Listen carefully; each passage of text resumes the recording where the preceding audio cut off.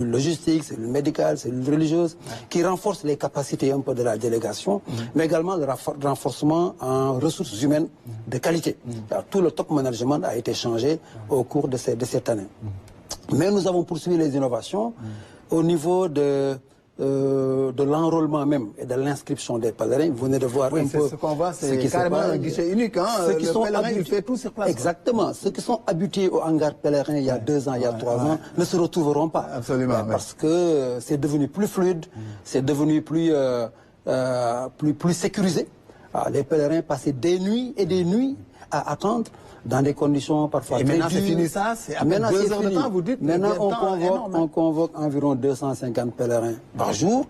Le temps moyen de passage d'un pèlerin au hangar, c'est moins de 2 heures de temps. Donc depuis la réception, l'enregistrement, la visite médicale, les vaccinations, la banque, l'assurance, jusqu'au billet d'avion, en moins de 2 heures, le pèlerin il a terminé sa procédure et il part. Voilà, donc vraiment c'est une innovation de taille que nous avons apportée et ça ne s'arrête pas à Dakar parce que nous avons déconcentré. Dans les régions aussi Dans les régions, il y a ce qu'on appelle les guichets uniques dans certains pôles régionaux qui ont été commandés par le Premier ministre à l'occasion du Conseil interministériel du 10 mai 2024. Ils nous ont demandé de déconcentrer les opérations d'inscription. Nous avons ciblé 4 régions. Des régions à fort potentiel de pèlerins, comme Ziguinchor, Saint-Louis, Tambacounda et Diourbel, relativement éloignés de Dakar, où les pèlerins font toutes les formalités, les mêmes que nous faisons ici à Dakar. Vraiment, ils n'ont pas besoin de se déplacer. Et puis ça atténue un peu les souffrances, les épreuves, avec toutes les incommodités liées à ces déplacements que les pèlerins faisaient. Donc là, vraiment, c'est une innovation de taille que nous sommes en train de faire. Et au jour d'aujourd'hui, au moment où l'on part, parce que dans 2 semaines, ils vont devoir partir, est-ce que tout est fait prêt? Est-ce que tout le monde a été, tout ce qui devait être enrôlé l'ont été à ce jour? Oui, nous avons cette année un quota de 12 860 pèlerins. La délégation va convoyer 1860 pèlerins et les 11 000 vont être convoyés par les voyagistes privés qui ont la responsabilité également de faire les mêmes formalités pour eux, mais la plateforme est ouverte également pour les pèlerins de la Commission nationale que pour les pèlerins des voyages privés. Donc, on peut dire qu'on est fait prêt. Nous avons environ plus de 11 000 pèlerins déjà prêts, qui ont déjà fait toutes les formalités et qui attendent tout simplement de partir. Voilà. Et qui sont dans vos registres, qui sont répertoriés comme étant formellement passés par les règles établies. Mais on a des pays qui ont connu ce phénomène-là. L'année dernière, des pèlerins qui sont restés et qui ne se font pas enregistrer dans les fichiers réglementaires. Vous avez réglé ces questions? Effectivement, nous avons pris en tout cas toutes les dispositions pour éviter qu'il y ait des dysfonctionnements dans le convoyage, dans la mise en route, dans le transport aérien, qui est souvent le maillon faible du dispositif. On a connu par le passé des ratés. Donc on est en train de prendre toutes les dispositions avec les partenaires techniques, le ministère de l'Infrastructure, des Transports aériens, la direction Air Sénégal, l'ANACIM, bref, tous les acteurs qui interviennent dans le Hajj. Nous sommes en train de travailler vraiment très dur pour être fin prêt à organiser le pèlerinage dans les meilleures conditions de confort et de sécurité. Est-ce que vous êtes assuré aujourd'hui qu'il n'y ait pas de gens qui sont partis pour la Umrah et qui soient restés, parce que ça peut arriver aussi, à ce niveau, vous êtes assuré qu'il n'y a personne qui soit resté en Arabie à ce jour? Ça c'est un problème important à souligner. Ça empiète finalement sur le... Ça empiète un peu sur l'organisation, parce qu'il est vrai qu'il y a des pèlerins qui prolongent leur séjour avec le visa Umrah pendant la saison du Hajj, qui est une saison qui est vraiment très contrôlée et où seuls ceux qui sont titulaires du visa Hajj sont autorisés à entrer dans la région de la Mecque et dans les lieux saints où se déroule vraiment le pèlerinage.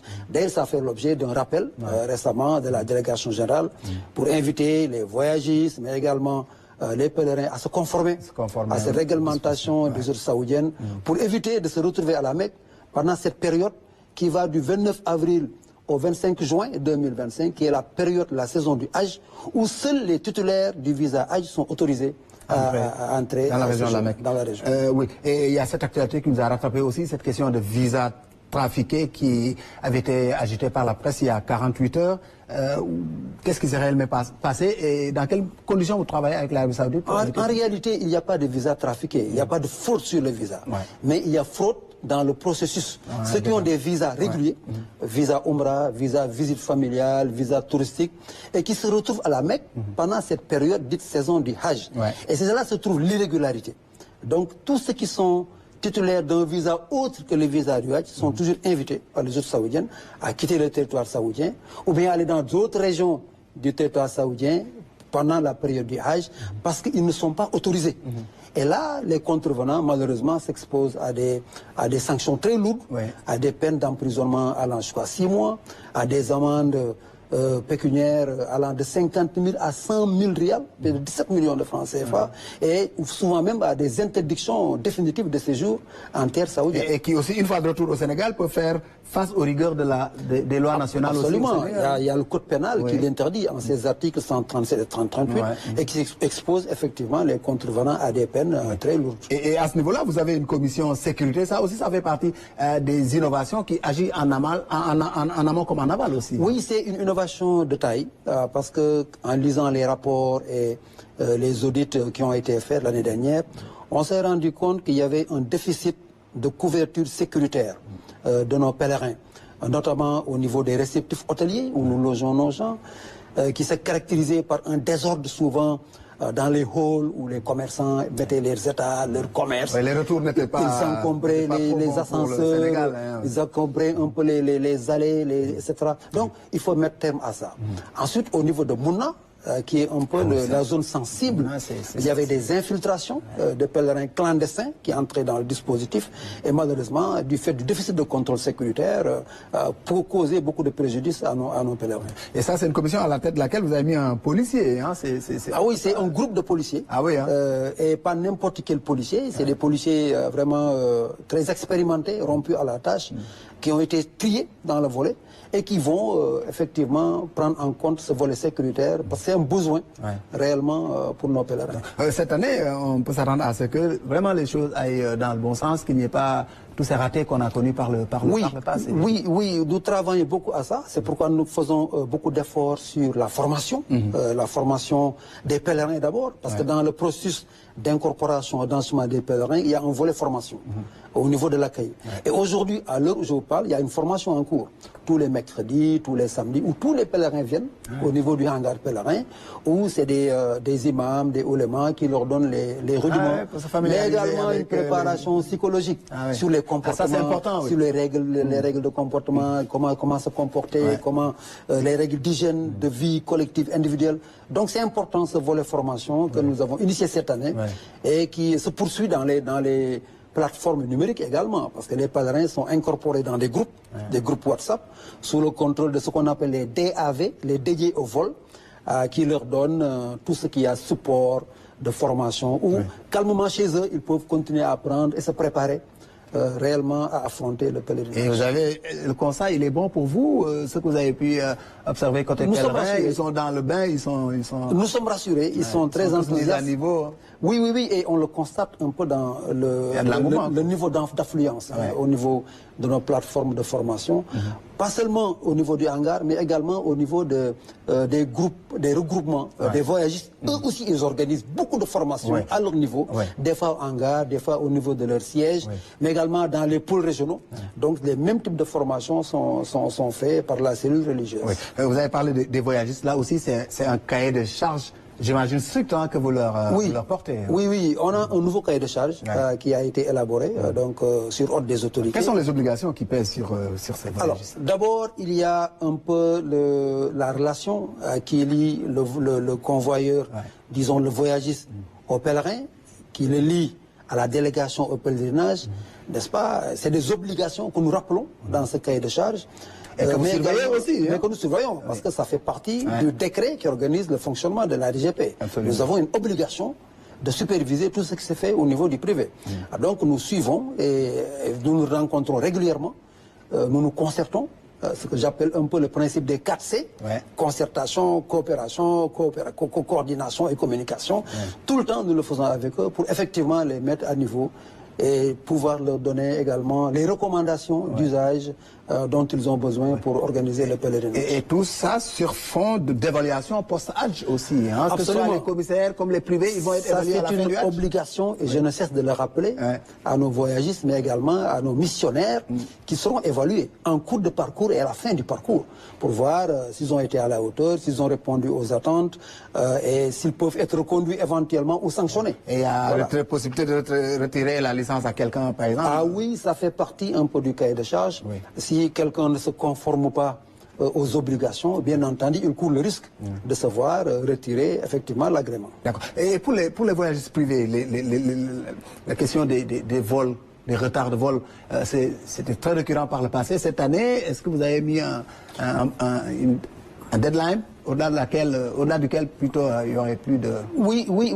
Cette année, nous avons deux compagnies aériennes. C'est la compagnie nationale, Air Sénégal. Le Sénégal va convoyer. Et une compagnie saoudienne, Flynas, c'est les deux qui vont convoyer toute la population de pèlerins.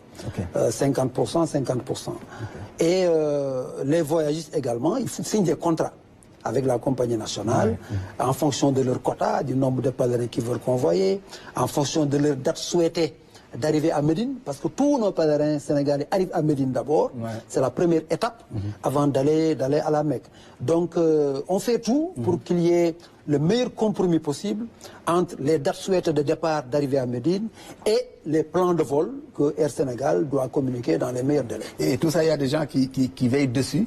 Au chapitre des innovations, vous avez commis aussi des chefs cuisiniers. Ça, c'est dans le domaine de la nourriture, de l'alimentation, une fois arrivé sur place. On peut nous... Oui, vous savez, par le passé, il y a eu beaucoup de récriminations sur la qualité de l'alimentation qui était servie à nos pèlerins, notamment à Moudan, où les repas étaient servis des fois tard, des fois le goût n'était pas un peu au souhait des Sénégalais.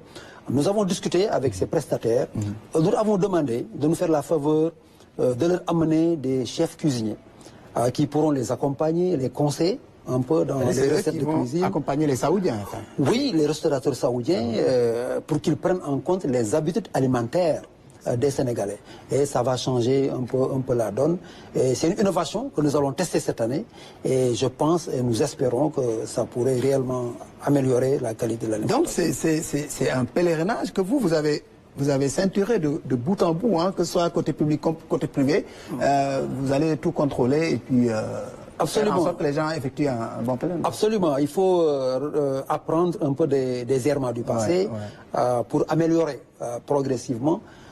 Les Saoudiens également sont dans cette dynamique de réforme profonde et nous devons nous adapter. Vous savez, le pèlerinage est une affaire saisonnière. C'était une affaire saisonnière. On ne parlait du pèlerinage qu'à la fin du mois de Ramadan. Mais maintenant, c'est une activité permanente. Dès la fin du pèlerinage, on commence déjà à préparer le prochain pèlerinage. Il n'y a pas de répit. Il y a la grande conférence à Jeddah, il y a le protocole à signer, il y a les visites de signature de contrat, etc., etc. Donc, c'est sans répit. Maintenant, il faut que nous, Sénégalais, que nous puissions nous adapter à ce nouveau calendrier, à ces réalités, pour qu'on puisse rattraper le temps et qu'on puisse éviter de courir toujours à la dernière minute pour rattraper les retards de signature de contrat comme ça a été le cas par moment cette année. Donc, finalement, il y a un message qui s'adresse là aux pèlerins, aux privés aussi qui agissent à vos côtés, surtout ce message de citoyenneté. Hein. Ils sont avant tout des ambassadeurs du pays. Oui, c'est important et très souvent dans nos plateaux de formation, dans nos discussions, pas seulement avec les voyagistes, mais également avec toute la communauté du Hajj qui interviennent. Je leur rappelle un peu ces obligations de comportement citoyen. Parce que tout pèlerin est porteur de l'étendard du drapeau de son pays. Parce qu'on a plus de 100 pays qui se retrouvent pendant ces quelques jours du pèlerinage. Ces pays sont comparés. Ils sont évalués par la partie saoudienne également. Et toute dérive de comportement peut porter préjudice à l'image du Sénégal. Donc nous avons intérêt vraiment à ce que les comportements soient les comportements les plus décents au niveau des lieux sains, notamment à Mouna, où très souvent on accusait les Sénégalais de manque d'hygiène au niveau des toilettes. Souvent, peu de toilettes, nous dit-on aussi. Vraiment, on fait beaucoup d'efforts sur ça, effectivement, pour les sensibiliser sur ça. C'est pourquoi l'équipe médicale que nous avons cette année, c'est une équipe médicale renforcée. Nous avons plus de 20 médecins qui vont nous accompagner pour le public, et nous avons une 60aine de médecins avec les privés. Donc nous avons une population de 78 médecins avec toutes les spécialités imaginables, gériatrie, des cancérologues, des diabétologues, bref, toutes les spécialités possibles, jusqu'aux hygiénistes qui vont nous accompagner pendant cette période et qui aujourd'hui jouent un rôle important dans la sensibilisation, mais également dans la préparation de ce pèlerinage. Et ces médecins-là, côté privé, c'est vous qui les prenez en charge aussi? Ils sont du ressort de la commission? Oui, tous dépendent de la délégation, au plan fonctionnel, au plan du contrôle, au plan du commandement. Même si ils sont contactés par les voyages privés. Moi, j'ai le contrôle sur la commission nationale médicale, qui est désignée par le ministère de la Santé et de l'Action publique. Mais nous avons réalisé une cohésion de toute l'équipe médicale, une synergie. Nous nous réunissons régulièrement pour harmoniser nos points de vue. Ils ont mis en place un manuel de procédure qui est très éprouvé, qui est vraiment très moderne, que nous allons mettre en œuvre cette année. Et tous les médecins, quelle que soit leur appartenance publique-privée, convergent et vraiment adhèrent à ce manuel de procédure, et nous espérons que la prise en charge médicale, en tout cas, sera l'une des meilleures. Ça, c'est l'organisation, la rigueur et la méthode militaire, finalement, qui est imprimée à la délégation. Nous n'avons pas le choix. Il faudrait qu'on puisse avoir changer les choses. Et au niveau de la commission, également, c'est mon travail de faire en sorte que la commission soit la plus répondante possible à des attentes. Parce que dans la commission, nous avons 4 cellules. Nous avons une composante médicale, une composante religieuse très importante, une composante administrative, mais également une composante sécuritaire, donc que nous avons évoquée tantôt. Mais toutes ces composantes est un seul ensemble, une seule équipe sous mon commandement. Et maintenant, voilà, on répartit les rôles et chacun sait exactement ce qui est attendu de lui. Et on peut dire que c'est une délégation qui est compressée, c'est des commissions compressées, hein, on n'assiste pas à la pléthore qu'on avait les années passées, beaucoup de gens dans la commission. Oui, parce que nous n'avons pas besoin d'avoir trop d'effectifs autour de cette commission. D'autant plus qu'au niveau de la République saoudite, nous avons également ce qu'on appelle les recrutés locaux. Nous avons parmi les ressortissants sénégalais, les étudiants qui vous aident aussi. Nous en prenons, qui nous aident énormément dans le guidage. Vous en avez commis cette année combien? Environ une 60aine vont être recrutés cette année.